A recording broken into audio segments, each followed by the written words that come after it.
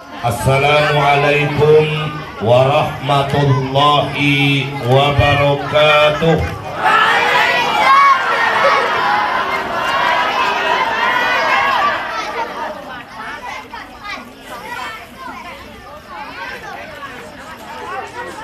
Udah berhenti dulu main game. Ya. Ya. Nah, halo. Kenapa Pak Ustadz? Tadi malam saya masih ceramah di Taluk Kuantan, Pak. Hujan lebat. Udah pembagian, Kak. Jalan Taluk Kuantan itu nggak usah dibilang jalan paling jelek se-Provinsi Riau. Lubang semua. Pecahlah ban masuk lubang itu. Bayangkan, tengah malam ganti ban. Nyampe Pekanbaru pagi langsung berangkat ke Rokan Hulu. Ceramah tadi di Rokan Hulu jam 10, selesai jam 12. Pulang ke Pekanbaru nyampe jam 5. Diteleponlah sama panitia. Ustadz datang, Ustadz. Insya Allah saya datang, Pak. Tapi izinkan saya rehat dulu sebentar. Jam 6 saya panggillah sopir, yuk kita berangkat ke Dayu. Jadi Pak, ditanya dengan Pak Wardan, kok kayak kurang tidur? Bukan kurang tidur, tak pakai tidur. Nah, jadi kena ceramah malam ini Bapak Ibu paket hemat. Ya, paket. Kenapa paket hemat? Acaranya 2 sekali. Biasanya orang Isra Mi'raj diundang ustadznya. Nyambut Ramadan diundang ustadznya. Jadi 2 kali. Tapi Masjid Nurul Yakin malam ini pintar dia. Ya. Dibuatnya 1 kali saja. Acaranya 2. Bapak Ibu. Kalaulah saya ceramah Isra Mi'raj 1 jam, menyambut Ramadan 1 jam, modar Pak. Saya nggak akan sanggup. Jadi malam ini kita cukup ceramah tentang judul ini saja. Bisa dimulai. Kalau beras naik risau tidak? Kalau seandainya rumah belum punya risau tidak? Kalau kendaraan belum lunas risau tidak? Itulah kita. Ketika cabai naik risau, rumah belum punya risau, kendaraan belum lunas risau. Lalu kita tanyakan kepada Allah, apakah ada Allah menyuruh kita risau dengan hal-hal yang seperti itu? Tidak ada. Karena dalam Al-Quran tidak ada perintah bikin rumah. Orang-orang beriman buatlah rumah 3-3, nggak ada Pak. Lalu apa yang dalam Al-Quran itu yang boleh kita risaukan? Inilah judul yang dibuat oleh panitia. Apa kata Allah? Wal yakhshal ladzina law taraku min khalfihim dzurriyyatan di'afa khafu 'alaihim falyattaqullah wal yaqulu qawlan sadida. Hei orang tua, risaulah kalian. Surat An-Nisa ayat 9 Pak. Inilah satu-satunya ayat Al-Quran yang menyuruh kita risau. Risaulah kalian, khawatirlah kalian. Kalau nanti di belakang kalian hadir anak-anak yang lemah. Khafu alaihim. Takutlah kalian dengan hal itu. Falyattaqullah. Maka bertakwalah kalian kepada Allah. Wal yaqulu qawlan sadida. Dan sering-seringlah berbicara yang baik-baik dengan anak kalian. Sekarang kalau anaknya nangis ditimang atau dikasih handphone? Jangan berdusta. Anaknya nangis ditimang atau dikasih handphone?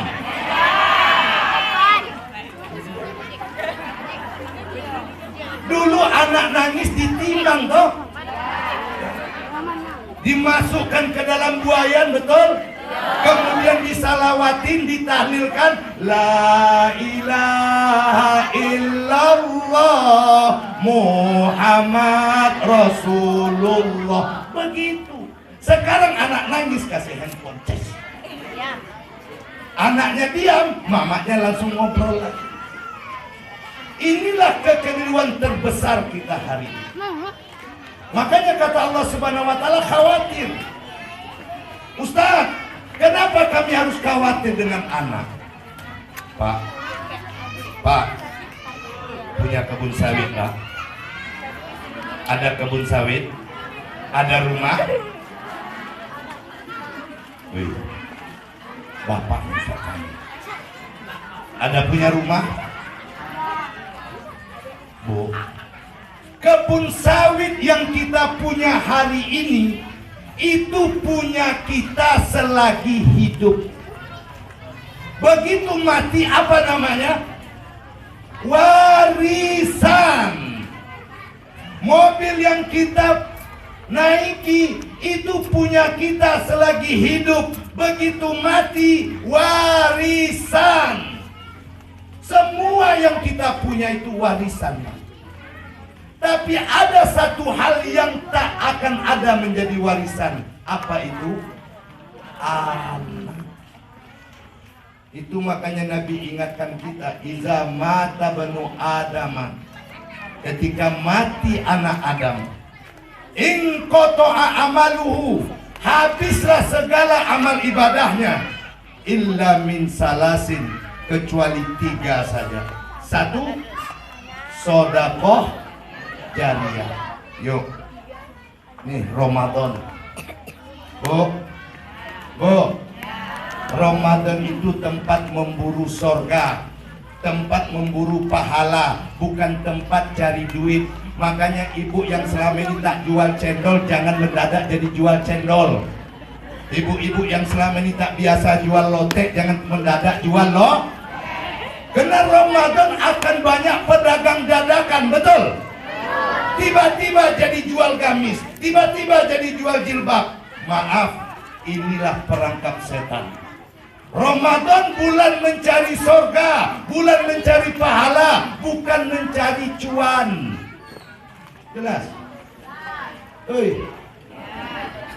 Cobalah lihat sekarang, Pak. Udah banyak pengumuman yang ingin ikut lapak Ramadan, hubungi WA ini. Ya Allah, kok Ramadan datang yang dipikirkan cuma lapak?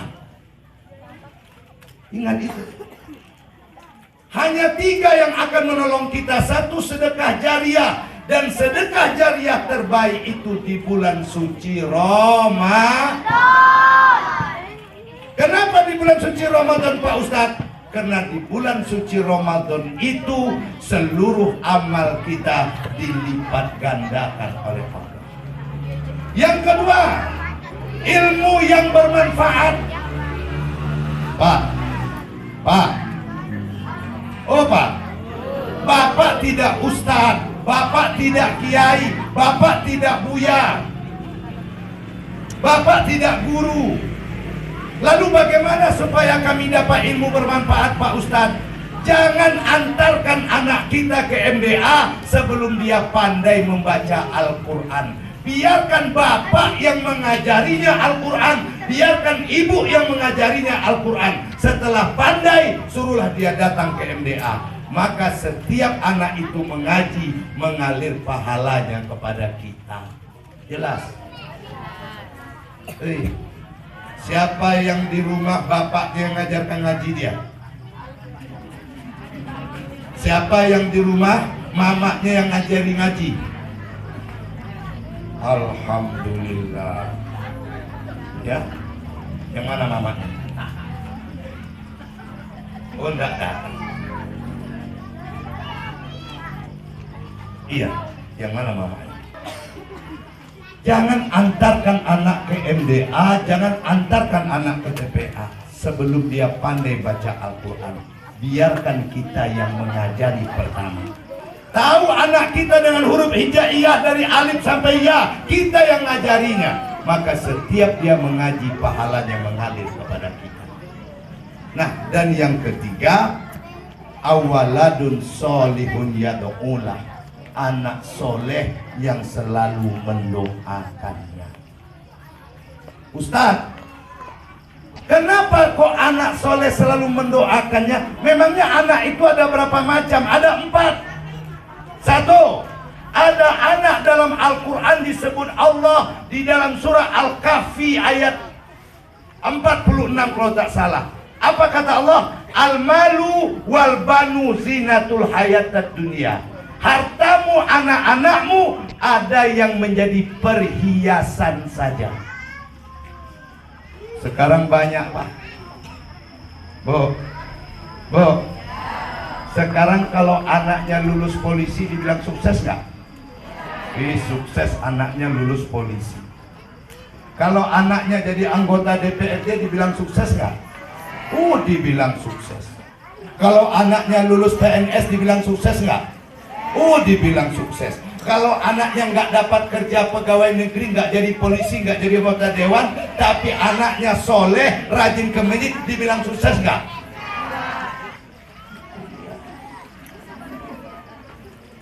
Ukuran kita hari ini sukses itu dunia.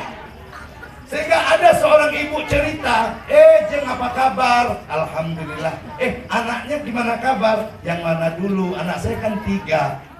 Yang besar, alhamdulillah sekarang sudah jadi kabak di kantor bupati. Yang nomor 2, alhamdulillah jadi babin di Dayun. Udah selesai. Anak yang nomor 3 mana? Malu dia, Pak. Yang ini kurang beruntung dikit. Ngapain? Ya cuman ngajar ngaji doang, cuman jadi ustadz doang. Dibilangnya anaknya jadi ustadz kurang beruntung. Tak tahu dia ustadz itu lebih dahsyat daripada PNS. Bu, tahu nggak ustadz sekarang? Salam pertama, salam kedua cair, Pak. Saya hari ini salamnya bukan main-main. Tadi pagi salamnya sama wakil bupati. Tuh teman saya pulang itu. Wakil bupati. Malam besok itu saya mengucapkan salam depan Pak Bupati Siak. Siapa? Pak Al-Petri. Kapan Ustaz? Entar malam Sabtu acara nyambut Ramadan di rumah beliau. Saya juga Ustaznya. Jadi Ustadz zaman sekarang, Bu, salam pertama, salam kedua cair. Yang PNS cairnya berapa lama? Apalagi kalau cuma THL, la ilaha illallah, menang seragam doang.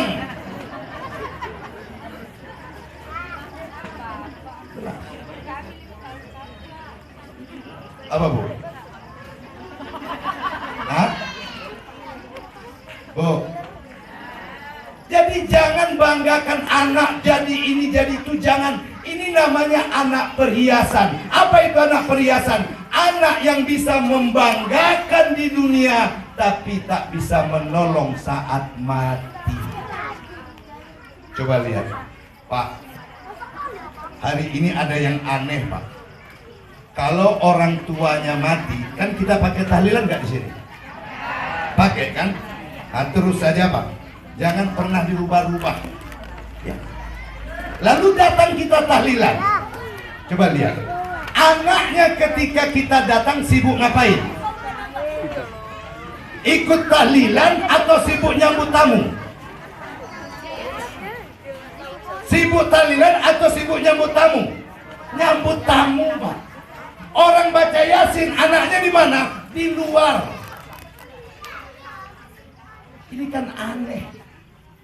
Kok bisa jadi seperti itu, Pak Ustadz? Inilah karena yang disebut anak zina.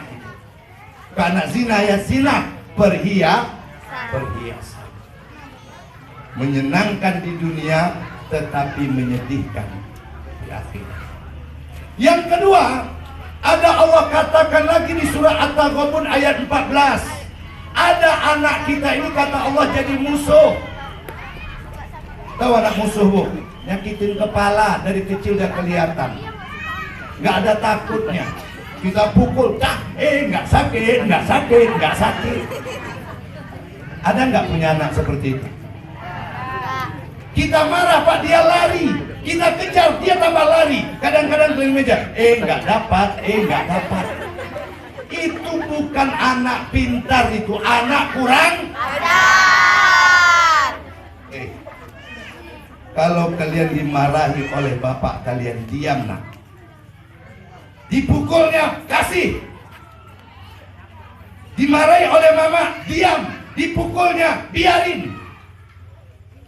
Loh, kenapa Pak Ustaz? Kenapa Pak Ustaz? Karena sekali kita lebih tinggi suara dari beliau, maka kita tidak akan pernah sukses sampai mati. Karena kesuksesan itu tergantung ridho orang. Ini anak musuh. Ibu-ibu sekarang salah kaprah. Kalau ada anaknya pandai jawab, dia bilang apa? Anak aku tuh cerdas sekali ya. Apa saja aku bilang dijawabnya. Apa aja aku kata dijawabnya. Dibilangnya cerdas, bukan cerdas tuh bonga. Kurang ajar.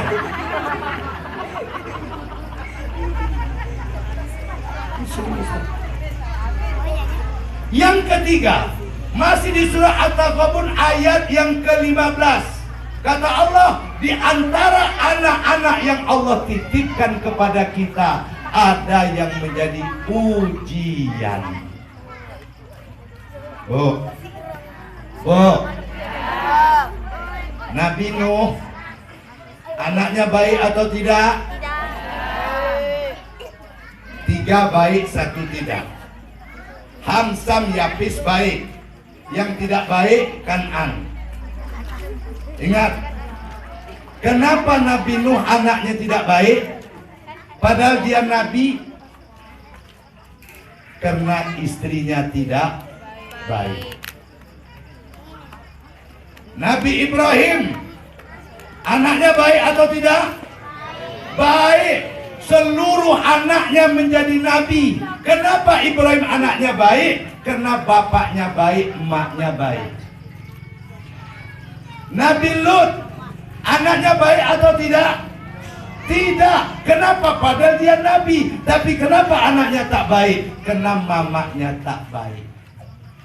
Jadi Bu, anak itu baik tidaknya tergantung mamanya, bukan tergantung. Jelas? Bu, mama ini baiknya, maka anak baik. Itu makanya Ibu, perempuan itu sholatnya di rumah atau di masjid? Di rumah. Siapa yang sholat di rumah? Yang punya anak kecil. Tapi yang ibu-ibu wajahnya sudah sakaratul maut, silakan ke masjid. Paham? Jadi perempuan yang sholat di rumah itu perempuan yang punya anak kecil, Bu. Yang wajah-wajah kayak ibu yang sudah sakaratul maut, tidak ada alasan kalau tidak ke masjid. Boleh. Pak, usia sakaratul maut itu berapa Pak Ustaz? 50 ke atas. Ingat itu. 48 Bu, berarti Ibu belum. Jadi Pak, kalau kita sudah usia 50 tahun ke atas, itu sudah wajah sakaratul maut, maka tolong jangan banyak keingin. Karena kalau udah 50 sudah finish. Kawan ibu yang dulu cantik waktu SMA, tahu-tahu reuni kita usia 50, cantik lagi nggak? Jelas? Bu, kenapa perempuan itu sholat di rumah Pak Ustaz? Coba lihat Pak, 7 tahun loh. Al-Quran mengajarkan menyuruh anak sholat itu di usia 7. Kalau di bawah 7 jangan disuruh, apalagi ke masjid. Kadang-kadang orang sekarang tak sadar, katanya dapat pahala. Bapak punya anak umur 4 tahun, 5 tahun, bapak suruh dia sholat tarawih, sementara bapak mamanya tak ikut tarawih. Sampai di masjid anak itu lari ke sana lari kemari, terganggu orang tarawih, bapak mamanya menanggung dosa. Jalan itu enggak kamu. Ngajar anak, ngajar opo? Ngajar anak itu di rumah 7 tahun lamanya. Itu makanya sebaik-baik perempuan sholatnya di rumah, dan dalam rumah sebaik-baiknya di kamar. Diperlihatkan dengan anaknya yang baru lahir.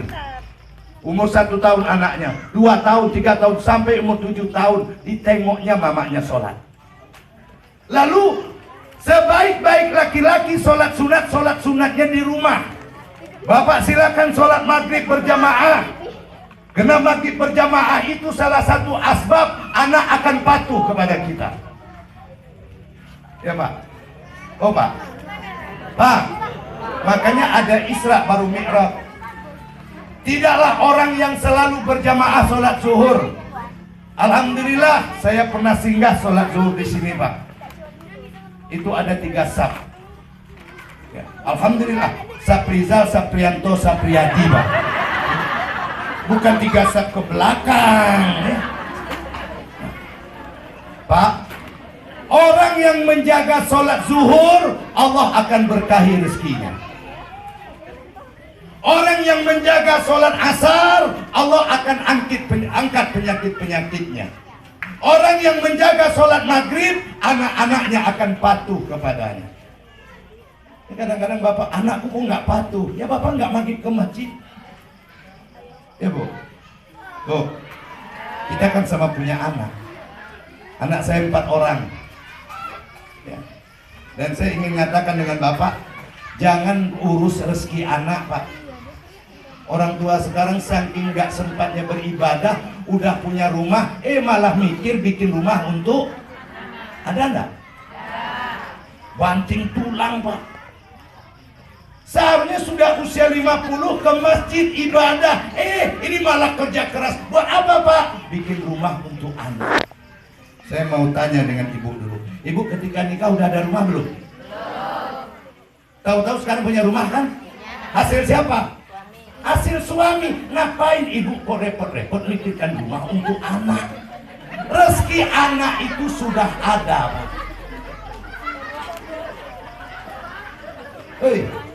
Betul tidak? Rezeki anak itu sudah ada, jangan repot-repot. Jangan wariskan harta kepada anak, tapi wariskan ilmu. Anak saya ibu, yang paling tua itu sekolahnya pondok pesantren 6 tahun Pak. Tamat SMA dari pesantrennya, kuliah di mana? Perguruan tinggi ilmu Quran. Jadi sekolahnya mondok, kuliahnya juga mondok. Tahu-tahu di mana kerjanya sekarang? Kerjanya ngurus orang ngebor minyak Pak. Dari mana dalilnya itu? Yang dipelajari Al-Quran, kok kerjaannya ngurus orang ngebor? Kenapa Ustaz? Itu rezeki dia menurut Allah. Jadi jangan mikirkan yang macam-macam, cukup pikirkan saja tugas kita mendidiknya, tugas kita menyekolahkannya. Jadi apa dia itu urusan. Saya di situ belajarnya dengan anak yang pertama ini. Nah, Bu, saya ulangi ya. Jadi ibu sholatnya di rumah untuk apa?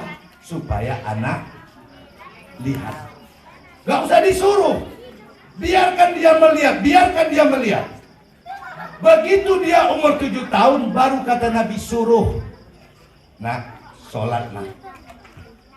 Menyuruhnya ini pun bukan sekali, tapi 3 tahun. Nak, sholatlah. Nak, sholatlah. Nak, sholatlah. Sampai dia berumur 10 tahun. Setelah berumur 10 tahun, dia tak sholat, baru kau pukul. Begitulah indahnya ajaran Islam. Paham? Kita kan nggak pada begitu Bang. Mamanya ke masjid, bapaknya ke masjid, anaknya entah kemana Mak. Coba lihat nanti tarawih. Gocengan bapak mamanya pergi tarawih, anaknya tarawih di taman dekat kantor camat. Ya. Bapaknya tarawih di masjid. Gila zaman sekarang, Bu. Bu, kok bisa Pak Ustadz? Kena rata-rata anak sekarang gak sholat. Itulah yang dicontohkan oleh Nabiullah Ibrahim alaihissalam. Kenapa Ibrahim seluruh anaknya jadi nabi, Bapak Ibu? Ibrahim itu kan lama dapat anak, betul? Sampai istrinya Sarah berkorban, betul? Berkorban apa?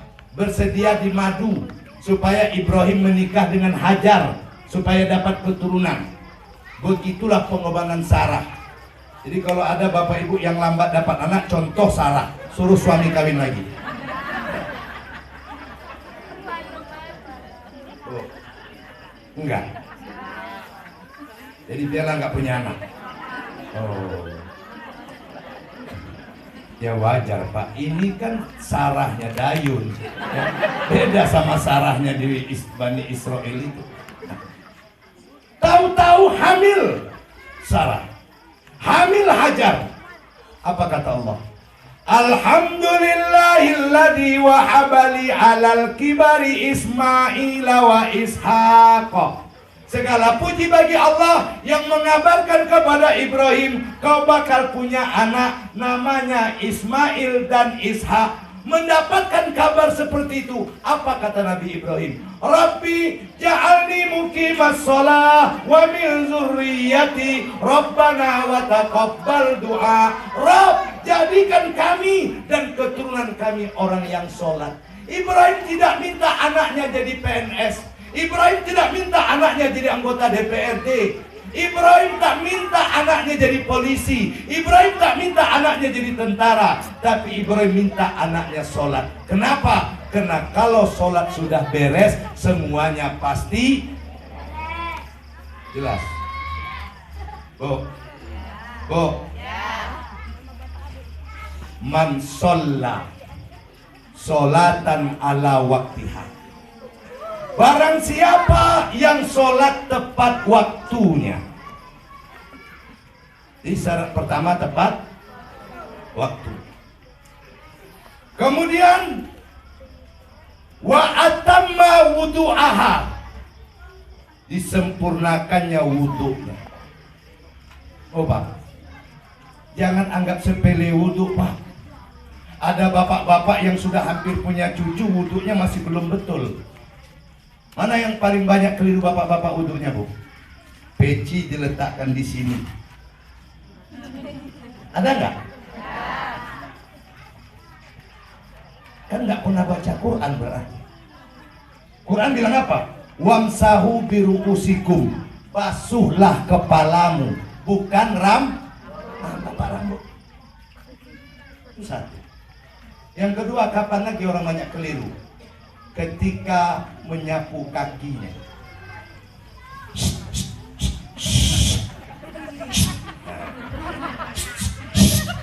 Ada nggak? Padahal yang disuruh apa? Disapu. Kau siram, kau pegang. Ini nggak pakai pegang. Ada yang ganti-gantian. Sholat. Gimana sholatmu mau benar? Wudhunya saja kagak benar. Jelas Pak. Makanya saya bilang, agama ini bukan semudah yang kita bayangkan. Maka butuh ilmu. Puasa juga gitu. Coba lihat Bu, di Siak ini kalau habis sahur ada bunyi sirinai nggak? Hah? Ya kamu nggak tahu, orang tuanya yang tahu. Hah? Ada nggak Bu? Ada kan?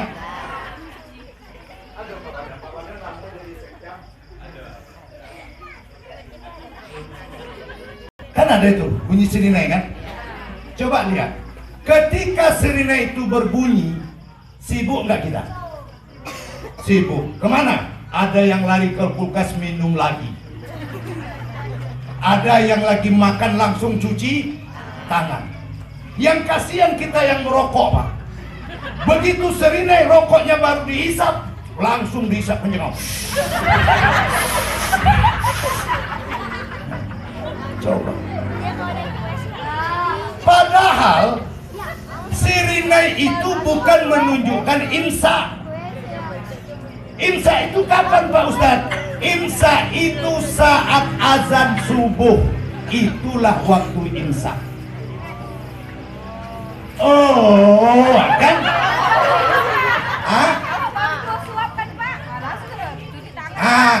Kan berarti beruntung nggak ibu datang malam ini? Ada manfaat nggak panitia buat ini? Jadi agama itu tidak semudah yang kita bayangkan. Jelas? Mana dalilnya Ustaz? Nah, dibilang begitu. Apabila kalian mendengar Bilal azan, makanlah. Tapi kalau kalian mendengar Abdullah bin Umi Maktub azan, berhentilah. Berapa jarak antara azan Bilal dengan Umi Maktub? 50 ayat Al-Quran. Lalu ulama mengartikan 50 ayat itu lebih kurang 30 menit. Jadi makan sahur terbaik itu 30 menit sebelum azan. Nah, ini ada bapak yang sahurnya pulang tarawih. Makan dia. Udah makan, Ma, jangan dibangunkan ya, aku udah sahur. Sahur opo? Ada nggak? Makanya Ramadan kita itu Pak hanya rutinitas. Tujuan Ramadan itu nggak pernah dapat. Kenapa? Nggak pakai ilmu tuh Ramadan. Bu, ini mohon maaf, sama dengan masalah mandi besar. Mandi itu untuk sholat, bukan untuk puasa. Maka bolehkah orang makan sahur sedangkan dia junub? Boleh. Lalu mandinya kapan? Ketika kau akan sholat subuh mandi, selesai. Ini enggak ngerti. Pengantin baru tinggal rumah mertua Pak, mandi jam 1 malam tiap malam. Apa enggak di situ mertua? Mak, menantu ini gawat kali lah pun, kan? Enggak pakai perai dia, katanya kan? Nah, akhirnya habis Ramadan kena rematik. Coba, kan butuh ilmu. Nah, apa Bu? Nah, betul lah. Ya. Udah, ayo. Pak, kembali kita kepada Ibrahim. Jadi kalau orang sudah sempurna wudunya, kemudian wa atamma ruku'aha, sempurna rukuknya, betul-betul rukuk dia. Wa sujudaha, sempurna sujudnya. Wa khusu'aha, khusuk dia. Khusuk itu apa Ustaz? Khusuk itu sadar diri sedang sholat.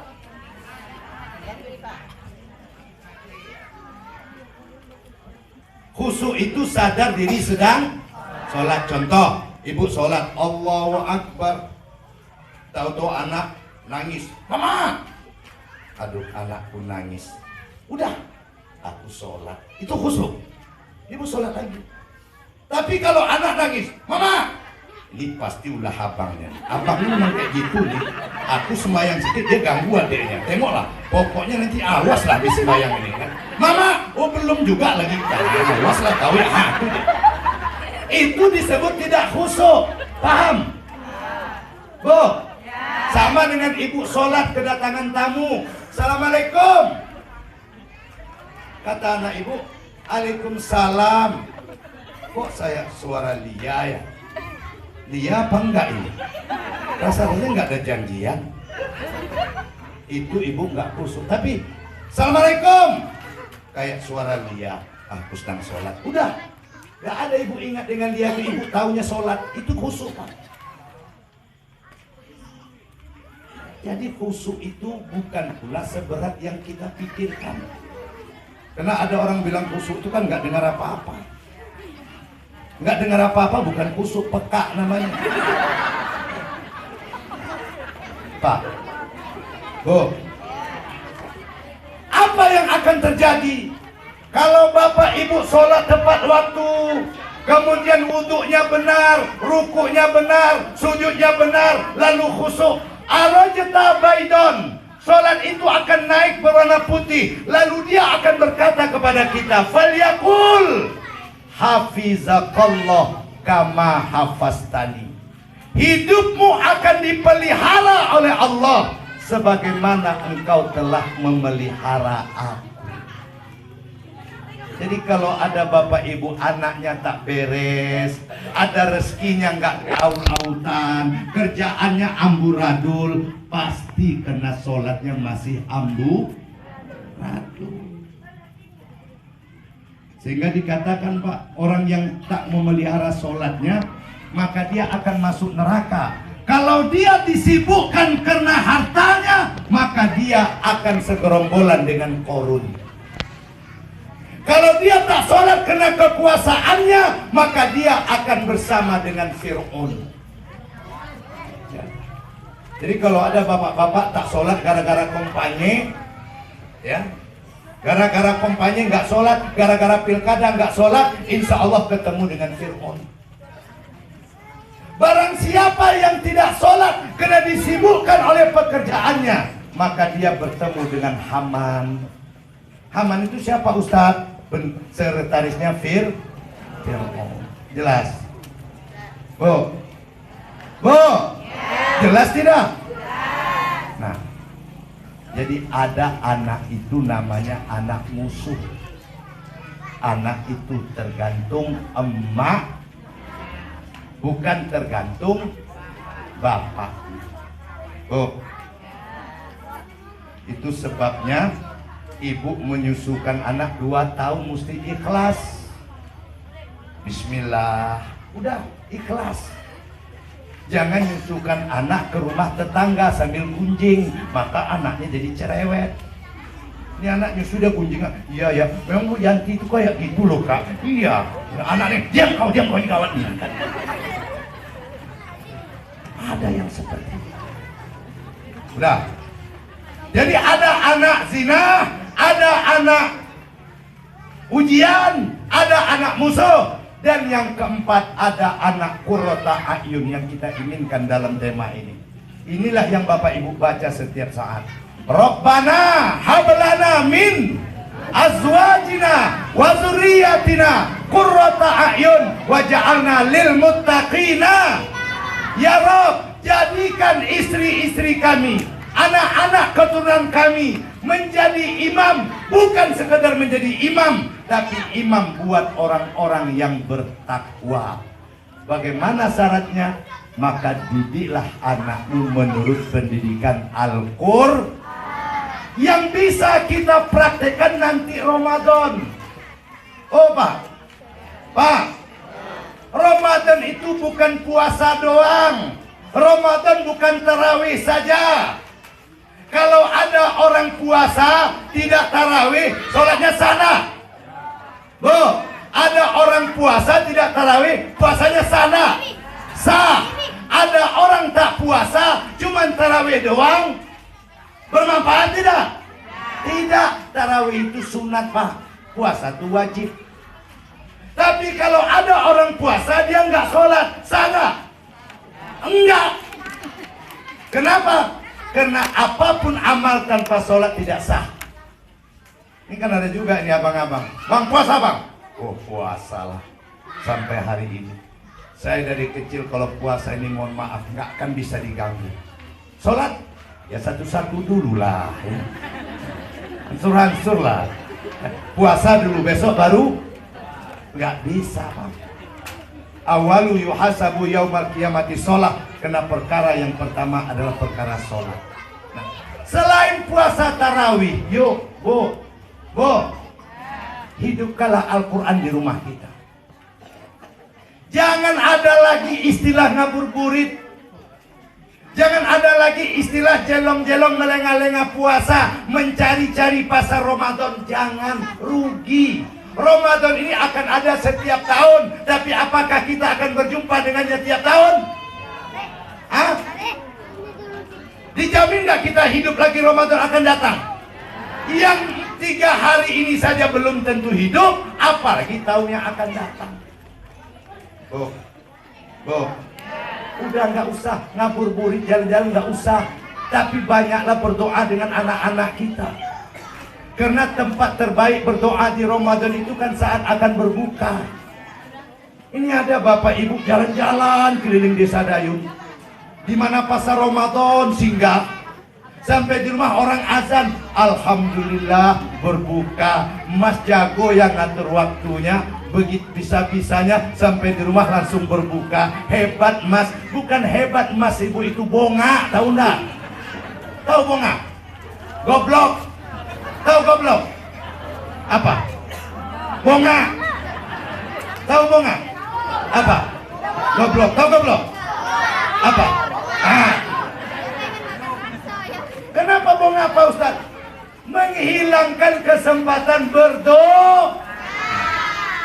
Udah Bu, pulang tarawih, itu sinetron gak usah diikuti, itu perangkap setan. Pak, Bu, ini Ramadan ini aneh, TV bisa-bisanya jadi Islami loh. Betul tidak? Yang biasanya tiap sore sinetronnya suaminya selingkuh, lalu marah dengan istrinya, akhirnya selingkuhannya mati, istrinya tersiksa, lalu istrinya nyanyi, kan begitu? Ku menangis membayangkan betapa Tuhan. Jam 6 namanya apa? Apa Bu? Suara hati istri. Itu tiap sore Pak.